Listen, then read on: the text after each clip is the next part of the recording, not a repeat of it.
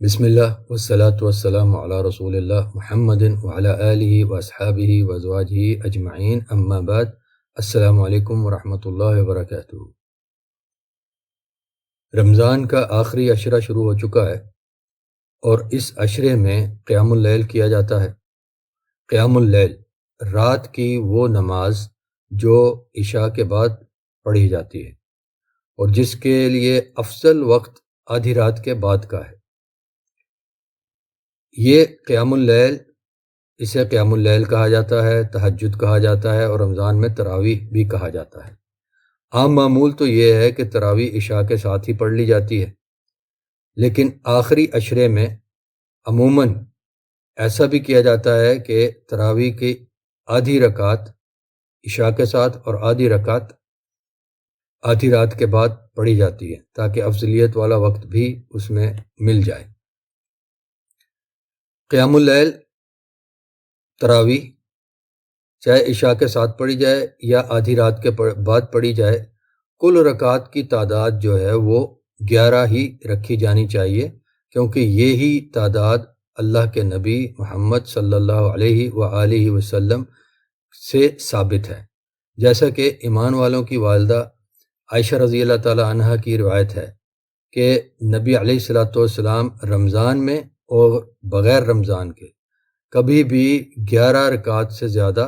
رات کی نفلی عبادت نہیں کیا کرتے تھے، اور انہوں نے اس رات کی 11 رکعتوں کی کیفیت بھی بتائی۔ فرمایا کہ 4 رکعت اور 4 رکعت کر کے پڑھتے تھے، اور ان کی طوالت، ان کا حسن، اس کے بارے میں تم پوچھو ہی نہیں۔ لمبی لمبی رکعتیں ہوتی تھیں، ہمارے آج کے قاریوں کی طرح نہیں کہ انہوں نے گنتی پوری کرنی ہے، وہ گنتی جو کہ سنت سے ثابت بھی نہیں ہوتی، وہ گنتی پوری کرنی ہے اور 1 گھنٹے میں کھٹا کھٹ چکا چھک قسم کی قرات کر کے، جس میں سے کچھ سمجھ بھی نہیں آتا کہ قاری صاحب کیا پڑھ رہے ہیں، بس وہ جلدی جلدی سے رکوع سجود رکوع سجود رکوع سجود، اور قرات 20 رکعت پورے کرنے ہیں اور بس گنتی پوری کرنی ہے، تعداد پوری کرنی ہے، اس کا معیار ہو یا نہ ہو۔ تو جب کہ حقیقت کہ ہمیں تعداد نہیں، ہمیں اس کا معیار دیکھنا ہے، کوانٹٹی ریکوائرڈ نہیں ہے، کوالٹی ریکوائر ہے۔ تو جو اللہ کے نبی علیہ الصلوۃ والسلام محمد صلی اللہ علیہ وآلہ وسلم کی سنت مبارکہ کی موافقت رکھتا ہوگا، وہی عمل اللہ کے ہاں قبول ہوتا ہے۔ اللہ تبارک و تعالیٰ نے کسی بھی عمل کی قبولیت کی 2 شرائط بیان فرمائی ہیں، سورہ الکہف کی آخری آیت میں دیکھ لیجئے۔ ایک شرط یہ ہے کہ وہ عمل خالصتاً اللہ تبارک و تعالیٰ کے لیے کیا جائے، کوئی اور نیت نہ ہو، اور دوسرا وہ رسول اللہ علیہ الصلوۃ والسلام کی سنت کے مطابق ہو۔ تو اگر ہم اپنے طور پہ یہ سمجھیں کہ ہم بڑھا کے تعداد وہ اچھا کام کر رہے ہیں، تو وہ اچھا کام نہیں، کیونکہ اللہ کے رسول علیہ الصلوۃ والسلام کی سنت کے مطابق نہیں ہے۔ یہ بڑی لمبی بحث ہے کہ 8 رکعت ہیں، 20 رکعت ہیں، کتنی رکعتیں ہیں، فلاں نے یہ کیا تھا، فلاں نے یہ کیا تھا۔ اس کے بارے میں ایک بڑا مکمل طور پہ تحقیقی طور جو کام ہے وہ امام البانی رحمہ اللہ کی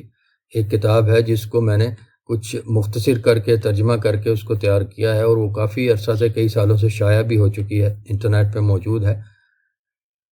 اس کا ربط بھی انشاءاللہ ویڈیو کی ڈسکرپشن میں شامل کر دیا جائے گا۔ میرے جو بھی بھائی بہن اس تحقیق کو سمجھنا چاہیں، اس معاملے کو صحیح احادیث کی روشنی میں، صحیح آثار کی روشنی میں سمجھنا چاہیں، تو وہ اس کتاب کا مطالعہ کیجیے۔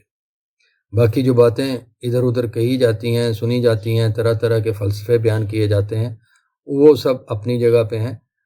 اور میں کچھ روابط شامل کر کچھ لنکس دے دوں گا ڈسکرپشن میں، انہیں آپ پڑھیے گا، جو بھائی بہن معاملے کو واقعی تحقیقی اور تحقیقی طور پر سمجھنا چاہتے ہوں۔ تو گزارش یہ کر رہا تھا کہ قیام اللیل اب رمضان کے آخری عشرے میں کیا جاتا ہے، اس کا